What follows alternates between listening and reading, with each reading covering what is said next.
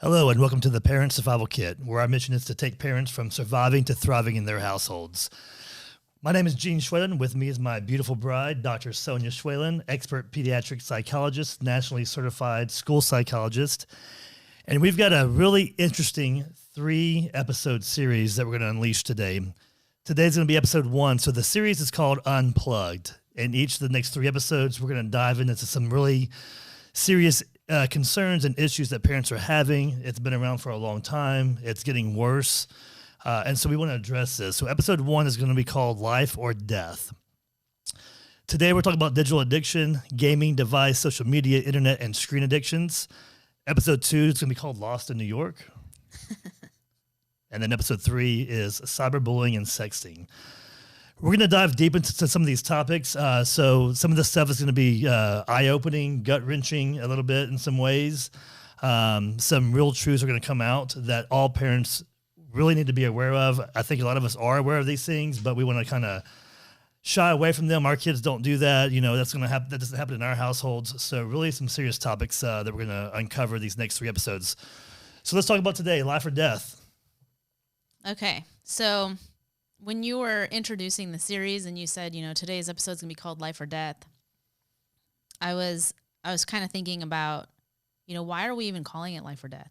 And then you brought up the fact that we're going to focus on addictions. We're going to talk about addictions. We're also going to talk about subclinical things. So not full-on addiction to technology or devices, but also just concerning behaviors that may not necessarily meet the threshold for full diagnostic criteria, to be called an addiction, but still things that parents need to be aware of. Yeah, and today we're going to really look at different age groups as well. So no matter what type of parent you are or how old your kids are, these addictions, they do affect all ages, not even just kids, but adults too. But as we look at the kids, uncovered some different types of behavioral things that we see with these types of addictions, and even referencing some of our own kids from 17 years old, 7, 2, and 1 years old. We cover the whole spectrum. So, yeah, that's right. So we have some real life examples that we're going to go through today. And just to be clear, so I think there's a big umbrella that is, we can call it the digital addiction. And there's all different kinds of things that fall underneath that umbrella. So we hear terms all the time like, my kid is addicted to screens, so a screen addiction, or device addiction, or technology addiction, or gaming addiction.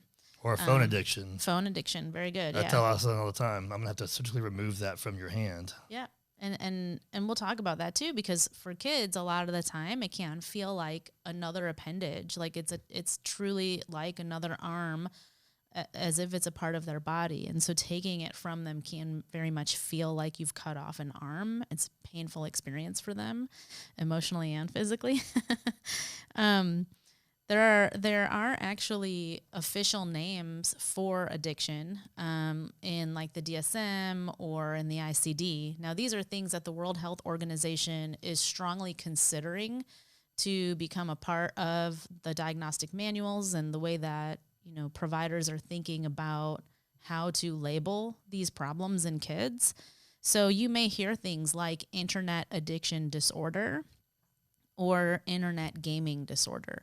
Those are some more of the official terms. The World Health Organization is pushing to really start recognizing those terms and to be able to talk to parents and families about some of these real problems that are being studied, researched, with evidence to support that these are very concerning things, and becoming addicted to devices is truly a phenomenon that is occurring in many people today.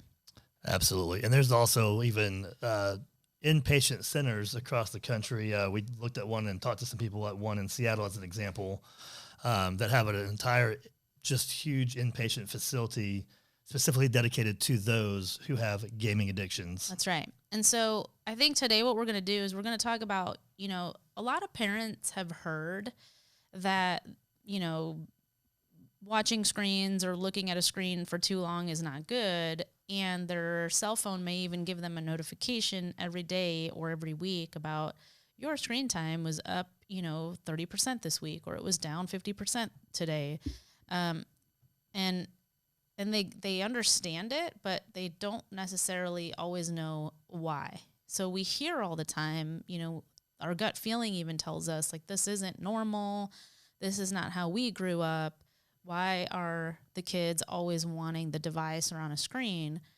But then we don't really have the information. And that's what I find clinically. Parents will say, I get it, but I don't get it. I mean, why is this truly bad? So we're going to definitely cover some of that research today, talk about the real life implications.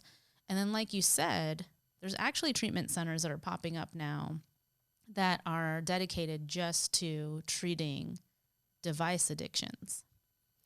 Well, and if you look at your phone with those pop-ups that tell you your screen time, they wouldn't have those calculations if it wasn't for a particular reason, right? So it's got to be something that's serious. In fact, there was an article at one point in time that I saw that Steve Jobs even said when he was asked about, would you give your kids a cell phone? He says, not until age 13 at least. And that says a lot from a guy who everything is mapped and chased around the iPhones today. So right. And I mean, I think there's that reference, to phones as like the Crackberry, like the BlackBerry, the Crackberry. And so people definitely have like a sense that there is something very addicting about technology, but truly understanding it. So I think let's talk about some real life examples of the issue, because, we want to kind of put it out there to help people recognize what it even looks like. And then I can go into some of the research that's out there. Yeah. So we see it all the time, like you mentioned, with our kids, right? But I also see it in clinic with clients all the time. So, with our 17-year-old, you want to talk about that for a second? Sure. Let's jump in. With our 17-year-old, we had to really put some boundaries around gaming and also cell phone. And, this actually started right before his 17th birthday. But we were just seeing sleep patterns change completely. His demeanor, his attitude, his lack of involvement with the family and siblings and whatnot changed completely. His drive for different things that he really loved and cared about when it came to sports and things, that completely changed as well. We started seeing that diminish to where all he really cared about was being in front of a game on his cell phone. He would sleep late during the summertime, and of course with the pandemic and being out of school the last quarter of last year, just lots and lots of changes. And so we had to make some serious boundary changes and whatnot. And so if you want to find out if your kid has an addiction to any type of device, the easiest thing to do is take it away. And you can even say, you know what? I don't have to take it away from you for the entire day, but guess what? Tonight when you go to bed, you're going to leave the device in our bedroom and see how your kid reacts regardless of what age they are. In fact, we've got some wonderful nieces that love to come hang out and whatnot, and they always want to sleep over, but when they realize that we have a rule in our house that all cell phones, no matter how old you are, if you are under 18 years old, it will stay on our kitchen island. They always change their mind. No, we're not going to stay tonight. We'll just hang out and we'll go home later on, right? So that's how you find out if you have an addiction to a device. Somewhat. So well, that's the easy way to really start digging in. Let's say. That's the easy way to start digging in. I like that. The actual clinical recommendation again is to not just take it away, because if we're going to really look at this as an addiction and define it as an addiction, we know that if we just rip the device away, right, it can send our children into a state of withdrawal. And so we want to be very thoughtful about how we set up boundaries and truly get your child to appreciate some time unplugged. And that's very important to mention as well, because even though we're making some jokes about this is a really serious topic, and it really is a serious addiction. And when I'm talking about addictions, I want to talk about substance abuse, chemical addiction, drug addiction. You're going to go into some of that here later on in the episode. And by ripping that away can definitely cause some serious issues with our children. So, yes, I think with our 17-year-old, it's important to remember too that before the gaming started, he was very social. He was academically involved. He was an athlete. He was super active, a very friendly kid, happy-go-lucky, kind of lighthearted, helpful, had no issues being around the family, pretty laid back, kind of easygoing kid. And then, like you mentioned, once the gaming started, we just kind of saw this intense change and Decline. fairly quickly. Yeah, it was a decline. You know, where he was more withdrawn, he was sleeping more during the day. He was also not eating. What happened was he would sleep so long during the day that he would end up sleeping through meals. And then he would get all of his food intake at night in front of the screen. And so the things that he chose to eat were maybe like bags and bags of chips or just snacks that he would find out of the pantry. And we would find those wrappers later hidden under the pillow or the bed, just messy Trash can room. overflowing. Things are just Right. easy to grab and all that. And so over time, you know, his sleep was impaired, his nutrition declined, his overall mood changed. He was more isolated. And I described him, honestly, at that point, when it was at its worst, that he had become like a shell of who he used to be. And so I say that because it's a very real experience. And parents, I want you to like listen to your gut. I want you to think about, okay, who is my child? Your instinct on who your child is and what their personality is, no matter how old they are, is always spot on. You know your child the best. And so even if they're going through that phase of being a teenager, and everybody kind of says, you know, teenagers want to be off on their own and they spend a lot less time with their family, or they're just being a teenager. It can be very easy then to explain it away and ignore it. But you do know life before your child became a teenager, and you can remember what they were like when they were happier or doing better. And so that's the person I want you to help fight for, because that's your child, the one that you remember. Absolutely. And one thing that's very important to really keep in the forefront of your mind as a parent is when your kid gets involved, regardless of what age they are, in games, whether it's gaming on a computer or on their cell phone or being in YouTube and whatnot, they are making friends now with kids that you're never gonna lay eyes on. You're never gonna meet their parents. That's their new inner circle, and they're being influenced by other people that you have no clue who they are or what they're about, and really and truly they don't either. So it changes everything. It's a game changer. It is. And I think in the second episode, especially, we're going to talk a lot about safety around the use of the internet and gaming and all of that. And that's a huge topic that we're going to discuss. Absolutely. Another really good example I have of a true device addiction is actually a client that came into the clinic, a 13-year-old girl.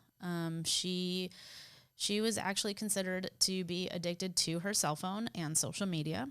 And what happened was, over time, again, she was more of a social person. She was spending time with her family, you know, just a little bit happier when she was younger. And then as soon as she became addicted to the phone, her parents started to see a huge change and a decline in her overall demeanor. She ended up staying in her room for days on end without ever coming out. She wouldn't eat. She would get extremely upset when her parents would walk into her room just to check on her. And if at any time they tried to take the phone away, she would literally become violent. So she would hit and scream. She would threaten to run away. And at one point, she actually did run away. And when she ran away, the father had to go get her and bring her back. But when he did bring her back, I think she ended up like at the end of the street or something. She was screaming, kicking, throwing fits, and just was out of control. And so that is a real life example as well of just how out of control the behavior can become when someone is truly addicted to their phone. Now, when asked about what is it about the phone that you're worried about your parents seeing, are there things on there that you don't want them to know about? And it was never anything that she felt like was forbidden or something that she shouldn't be doing. It was more the principle of it. Like, this is my lifeline. My friends are there. I talk to them. They trust me. I need to protect their privacy and what they're going through, and I don't want my parents to see that. And also, when I'm feeling down, my phone has all the answers. I can go listen to music. I can watch a YouTube video. Everything I need is on my device, is pretty much the message that she was giving me when I would talk with her. She also at one point said, I just don't want anything to change. I am fine spending every day alone in my room as long as I have my phone. And so her quality of life completely dismantled right before her parents' eyes. She ended up having to need hospitalization, like a higher level of care, because it had gotten so out of hand at that point. And that like makes me think of just kids in general with their phones and the entitlement and whatnot. And you talked about privacy, and we're going to dive into that deeper into the next episode as far as privacy and whatnot. But we have to also consider the fact that when our kids are isolating, there's so much concern there. There's already a concern with technology today and phones.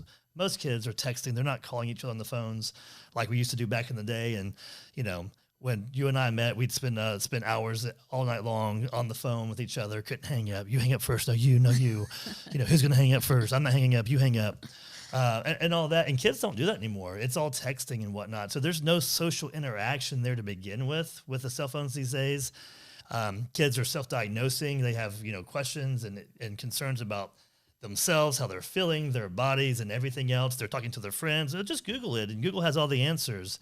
And there's chat rooms and other places you can go to find answers, which we also will dive into deeper next episode. But there's a lot of concern here that we really need to be aware of when it comes to devices, phones, tablets.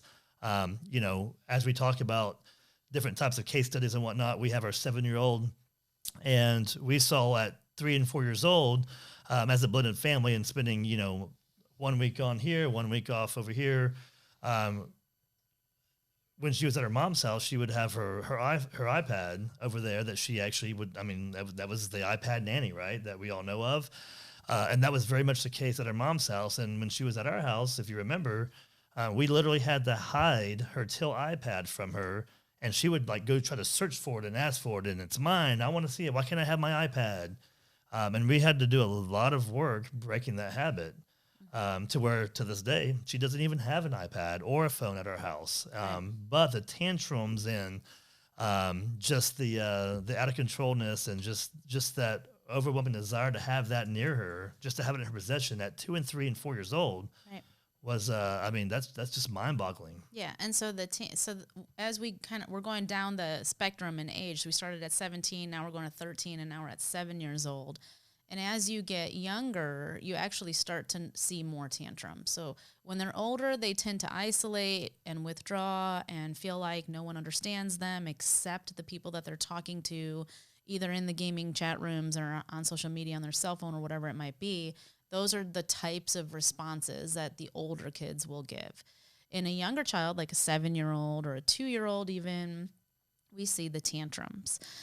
So a classic sign of, maybe the device is starting to cause some signs of addiction is when you try to remove the device and you see a complete meltdown. And and parents anticipate that meltdown. So they'll anticipate it to the point where they've learned kind of naturally to just give a bunch of warnings before actually removing that device. And then even then, they might not even follow through on the warning that they've given because they're trying to avoid that meltdown. So the emotional meltdown in younger kids can be a sign that the child has spent way too much time on that device and they're actually starting to show signs of addiction when the emotional regulation is becoming impaired. Yeah, that makes perfect sense. Even with our 2-year-old, when we have him watching cartoons and whatnot, and we're right there with him even during those cartoons, but once he sees one episode of a cartoon and it may be a 15-minute episode, he wants another and another and another. Right. One more. And then when we take that away, that's when we see the meltdown, the tantrum and whatnot. And it can literally be out of control to where all we can do is take him outside, get him away from the devices, take him to a really quiet place and really take some time with him to let him calm down. But it's a lot of work. Yep. And that's a true sign that we're not even doing what we need to be doing as parents sometimes, right? It's tough. It's tough. It really We is. even see it in our 1-year-old. And so I see this with parents a lot, especially now during the pandemic, where we sometimes feel like we don't have a choice but to get on FaceTime or to do more Zoom calls so that our kids can stay in touch with their grandparents or other family members that they're not able to see in person anymore because of the pandemic and travel restrictions and whatnot. And so more and more parents are starting to put their babies in front of a screen just so the grandparents can say hi. And so, I really do caution against that. I say be very careful, be very curious, take a look at how your baby or infant or very young child is responding to that because, we even see it with our 1-year-old when she even just sees a phone. It may not even be turned on. She automatically recognizes that it is a phone. And if you think about it, children today, from the day they are born, they're literally born into a world where they have a phone in their face. Because new moms especially take pictures constantly of their sweet little babies from infancy, from the day that they come into the world. Selfies all the time that we're doing with our kids. Yeah. I mean, we see it with even our 1-year-old, and this has been going on for a couple of months now, but she takes the phone and she actually grabs the phone and whatnot. She'll put it up to her ear because she knows exactly what the phone does. Right. But if we really think about it, even going back to even when kids are 2 and 3 and 4 months old, when they start seeing their reflection in the mirrors, they are drawn to that. They want to kiss themselves. Like we saw our 2-year-old and our 1-year-old really trying to kiss themselves in the mirror. It's it's so cute and whatnot, but it's that screen, it's that reflection. It develops at a very, very young age. That's true. I mean, that's part of brain development.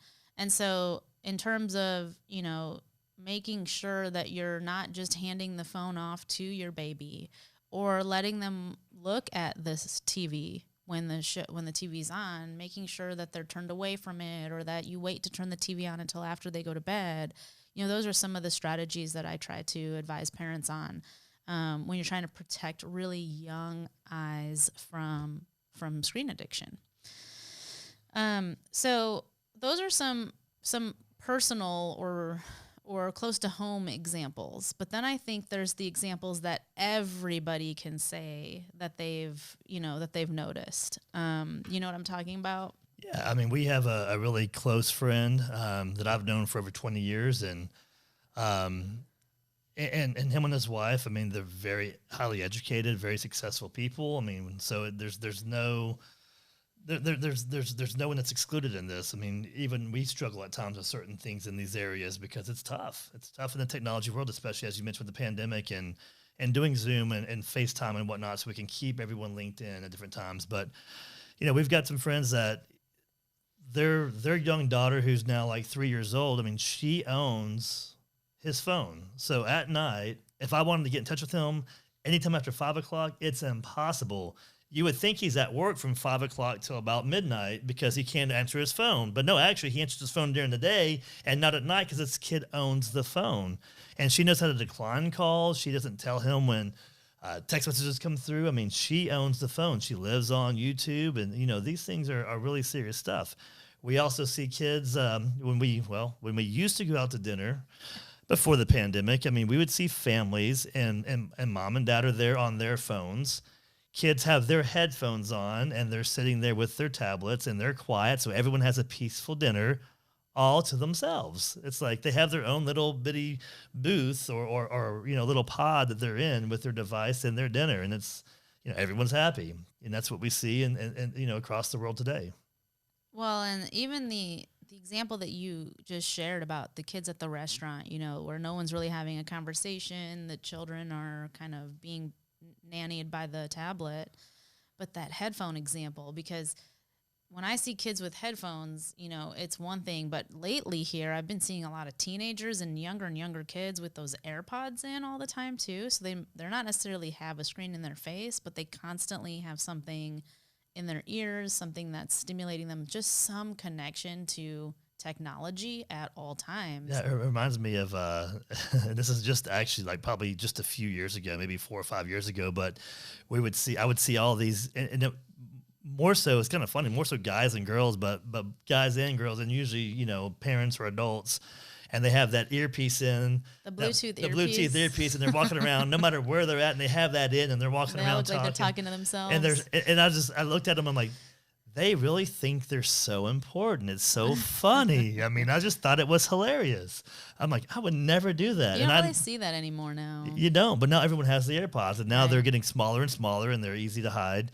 And one thing that we've noticed that we've even seen with our 17-year-old, and I've seen it with a lot of kids in different ways as a coach and whatnot, kids are sitting there doing homework with their AirPods in, listening to music or watching something on YouTube or whatever it may be while they're doing their homework. And parents actually are allowing this more and more and more.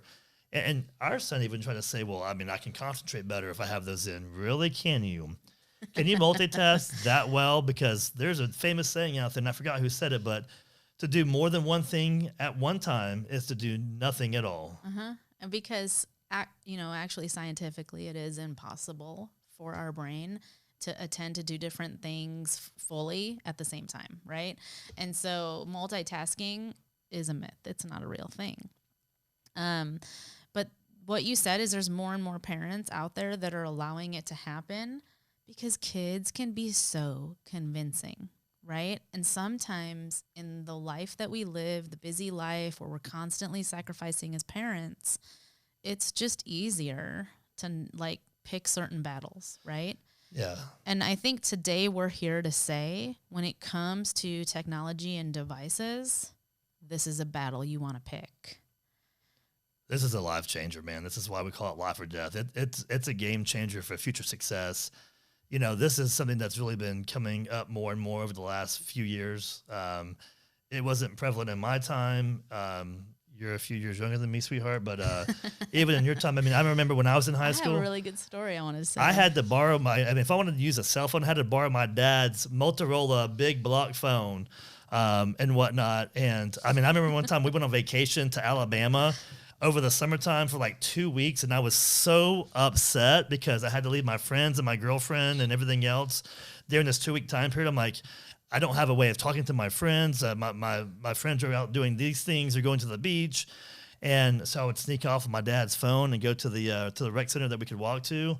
And I used his phone. Now, of course, I didn't know any better, but back then they didn't have unlimited, national calling or whatever you want to call it. I mean, it was like pay per minute if it was outside the area. And so when my dad got that phone bill several $100s later, boy, I found out about it real quick. So I did a lot of work that summer. So not only did I didn't see my friends during that 2 week time period, but for the rest of the summer, I didn't see my friends because I was working that phone bill off. But it is a life or death thing that we're talking about here. We've got to put boundaries around this. We have to model proper behavior. We have to really model just social skills and a lot of things. So we're going to go ahead and get into the tips that we want to go ahead and discuss, and I'm going to let you take that away. Not tips yet. So I really want to highlight some of that research. Okay. So I think it's, because I think parents understand that there's issues, and the ones that we just talked about, everybody gets it. They kind of know something doesn't feel right. But I want to talk about really why. Why is this an issue? And so, like I said, the World Health Organization has been suggesting that these be official diagnoses, in the medical world and the psychological world that we're able to give to individuals, because there is actual research, that shows that kids especially, but adults as well, are exhibiting true signs of addiction with gaming, with cell phones, and with other devices. Okay, so that's why there's all these different names for it: screen addiction, gaming addiction, device addiction. We're basically talking about the same thing. That's the big problem. Also, there's so many different addictions that are all related that no one knows what even to call them really as of yet. Yeah, so it's all the same thing. It's just all different ways of saying the same thing. But basically, what that means when someone has an addiction is that they're really struggling to show true control. So they have very little control over how much they're using their device. Their behavior, so the amount of time they're spending on that device or with that technology overtakes all other interests, and that's the example with our son. For example, we saw that happen. We can see that as parents also. I mean, when we're binging on Netflix, as an example, or listening to the Parent Survival podcast, and you want to binge on episodes. I'll give another example of that. With parents, we can see it when they bring the cell phone to the dinner table and they're checking email during a family meal, right? So it's happening across all ages. We see that when it's like a true addiction, it's continuing despite the negative consequences in someone's life. So this is something that is truly hard to put down, truly a behavior pattern that is very difficult to change, even though there are true negative consequences happening. So in the example of, the 13-year-old client that came in the clinic, she would get in trouble frequently. She had a deteriorating relationship with her parents. She was not feeling good because she wasn't eating on time or really much at all by the time she came to see us. So there are true negative consequences occurring. Relationships are falling apart and things like that, but the behavior is not changing. And then we also see disruption of just different aspects of life. So, for adults, it could be financial disruption. Maybe they're not concentrating so much at work, or they're not able to focus on other tasks because they're just stuck in a pattern of watching Netflix or whatever it might be. There's personal disruption. So for someone like our son, for example, he stopped hanging out with his friends. He started actually being caught in lies, and the parent-child relationship started becoming more stressful. We see that there are educational consequences. So we might see kids listening to music when they're supposed to be focusing at school. We might see grades starting to drop. And then sleep and self-care. Those are really two big red flags when we see people so addicted to technology that it's impacting their sleep. The biggest, most prevalent example I have of this is kids are going to bed later and later and later at night, and parents can't keep up. I mean, I can't tell you how many times a family will walk into my clinic and say that they go to bed before their kids do now. And when I ask their children, what time do you go to bed at night? They'll say, I don't know, sometimes 1:30, sometimes 4 a.m., it's all over the map. And every time when I say, well, what are you doing all night? Why are you up? And the answer is, I just can't sleep. Well, why can't you sleep? And then they say, well, I was FaceTiming with my friends or house party, or I was playing some games, or I was looking at YouTube videos, and I go down these rabbit holes and it just kind of happens. And so... And those rabbit holes are something also to really fear, which we'll dive into next episode. But right. But 100% of the time is what I'm trying to get across here is when kids are going to bed later and later and not sleeping or having sleep problems, it's because of some kind of technology use. And so research shows that addiction is associated with poor nutrition, a lack of exercise, depression, anxiety. And I know you're going to jump all over this because you love talking about, just with the pandemic and with technology use and what we're seeing in our kids more and more is that they are meeting criteria for mood disorders now, right? You want to say something about that? I'll let you go ahead and dive Okay. into it. Social anxiety is huge. So, you mentioned that kids more and more aren't talking to each other. They're just talking to friends in a chat room. So we're actually seeing a large increase in social anxiety disorder diagnoses. I'm seeing more and more in my clinic, more than ever before, right now during this time of the pandemic. And I think one pattern that I have found, I don't have numbers to back this up right now, but I'm sure if I did the research, I would have very good numbers to back it up, is that kids who are meeting criteria for social anxiety disorder are usually the kids that are also technology addicted. And so if you think about it, it's a very natural and important, critical part of human brain development to be able to look someone in the face and have a conversation with them. We as human beings are social beings. That's just how we're made. So we have to make eye contact. We need the nonverbal in order to really communicate and feel connected. And when we always have a screen in our face, we miss that very, very important experience to our development. And in kids these days, they just don't know how to talk to each other unless it's through a screen. Well, and that's very important. What I want to point out with what you just said is that you talked about some of the behavioral things and some of the signs and whatnot, but kids are finding their joy in life and really just their well-being, who they are as attached to their device. Um, as you mentioned, their friends are going to be the friends they're playing games with and whatnot online, who they don't even really know. When they have a problem, they're turning to these friends, these strangers that are their friends, and getting advice. I mean, we've seen it through the clinic also that suicidal ideation is higher than it ever has been. I mean, it is serious.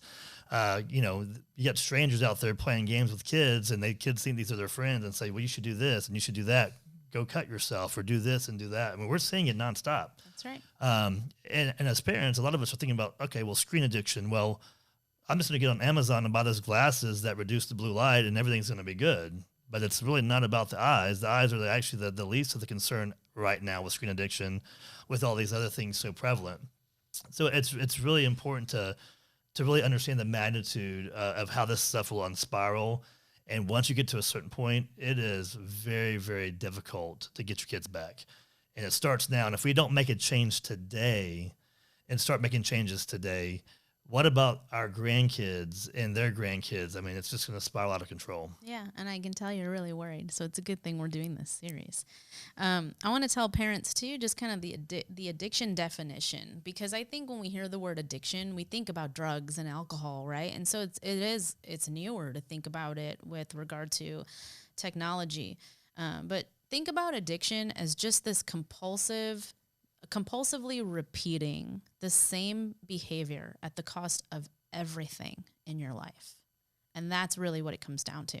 And so that is why that's what we're applying to technology when we're talking about addiction. And so with that as the definition, there are studies that show that digital addiction can damage the brain the same as too much alcohol or drugs. So essentially what that means is that research has found that brain scans of children who are addicted to technology look the same as brain scans of a person who's addicted to heroin, cocaine, meth, and alcohol. Yeah, I mean, that's disturbing. And the sad thing is, as parents, I think we're ignoring these signs all too often because life is busy. We're too busy. It's too hectic. It's easier to put them in front of a screen, to hand them a tablet. I don't want to question my kid on his cell phone because that's his cell phone. That's his privacy. Everything's good. I don't want to disrupt anything. It's tough work being a parent, but that's our job and that's our duty. And so we need to take this seriously. Yes. And so, I mean, literally when you're handing your child a phone, right, you can think of it as handing them crack. Well, and one thing I want to point out also is our kids are learning faster than ever. Kids are developing at a much younger age, and we've seen that for the last few decades. But I mean, kids learn more things today in elementary school in first and second grade than we learned in middle school when I was growing up. I mean, it is insane, right? And so just what we need to understand is that when our kids are on devices, whether it's cartoons, I mean, Mickey Mouse Clubhouse, they are teaching our kids things. Daniel Tiger, they are teaching our kids things. Every time our kid is in front of a screen, they are being taught something. Who is teaching our kids, and what are they teaching them, and what are our kids learning? And if we're not observing what our kids are learning and being a part of that learning process with them and being the ones to point out things and educate our kids through the screen time they're receiving, our kids are hearing something and they're making up their own mind of what's real, what's not real, what's true, what's false, before we can even have that conversation with them. And once they develop that mentality that this is real and this is not real, it's very difficult even as their own parent to change their mind because they've already made up their mind. Mm-hmm. So again, our kids are being educated. Who's doing the educating? Right. And so I think that is like a perfect segue into what the tips for this week are going to be. Let's do it. We know that we can't get away from devices, right? It's just a really normal part of our world today. And so We're not here saying rip those devices away, get rid of them. That's not realistic. No, we're actually here saying we struggle in some areas, some ways too. This is very real for everyone. Right. Because technology is a very important part of all that we do, no matter what you do in your career. Yeah. And so to live in this world, you have to know how to be responsible with technology. So the tips for this week are to observe and to model. That's what we're going to focus on this week. Go ahead, baby. Model it for us. All right. So observe. I'm basically just calling all parents to take a step back and collect data this week. Be curious. Find out what your children like to do, what they are currently doing, why they like it. Just be very curious. Understand what it is about it, their preference that they enjoy, and just gather information. That's all. We're not trying to make any legit changes with our kids this week. We're just trying to first understand the baseline. Yeah, and so with that being said, we don't want you to go out there. The next episode is going to dive into more serious things. I know we had a lot of serious topics today we discussed and things that are definitely concerning.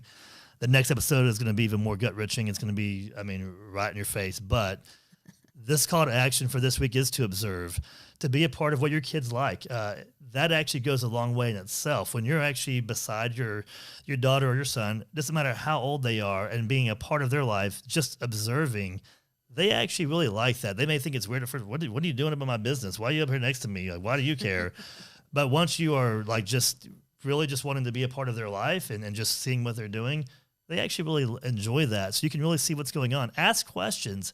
Hey, you like playing this game? Why do you like playing this game? We talked about this in a previous episode. What type of apps do you like? What do you chat with your friends on? Why do you like that app? One thing that we should all know as parents, no matter how well versed we are in social media, I'm not well versed at all, but there's some parents out there that are well versed. Your kids always know more than you do, and they always will. All the predators out there will always know more than all of us will. They're always a step ahead. So even with some great resources we will provide you with in the next episode, even those resources are always having to go in and research different things because there's always things that are changing. And our kids always know more than us. So asking questions, what do you chat with your friends on? Why do you like that? Just being curious. And then go Google it and go find out what it's all about and really research, but do that on your own time with your kid. Just be involved. Right. And then the second tip for this week is to model. And so when I say model is our kids are always watching, and everything we do, they observe as well. And so we don't want to be those parents who are the ones who say, do as I say and not as I do. We also want to start where we can. And so what I'm encouraging all parents to do this week is to model time unplugged. So what does that mean? Have some no phone zones in your house or no device zones. Leave your device at the door. When you're sitting down to have a meal, put the phones away. Make the dinner table a no phone zone. When your child comes and talks to you, don't do this where you're, scanning through your phone and you're like, yeah, what? Hold on a second, right?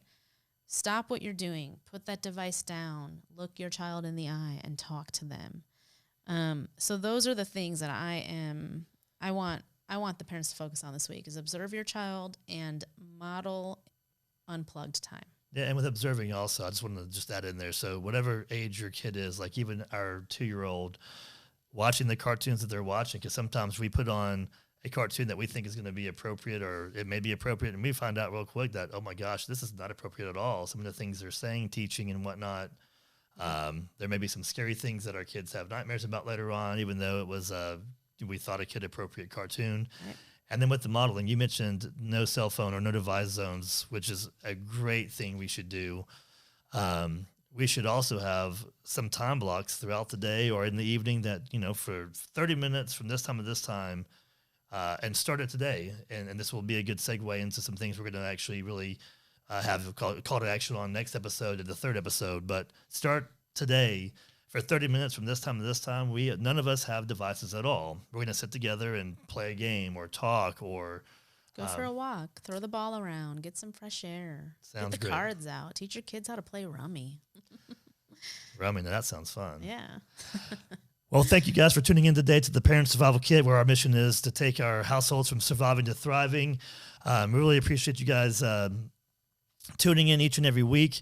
If you got anything out of this podcast, we do ask that you subscribe to this podcast. And also, if you have comments or questions, we love getting comments and questions from our listeners. We also love to see stories and hear stories and whatnot of things that you've done that have worked. And also, if you're struggling with things, let us know. We can definitely respond back to all those questions and comments. And you never know, some of your concerns may also be the next episode. So thanks again for tuning in, and we look forward to the next episode. Lost in New York, Unplugged, Part 2. Thank you so much.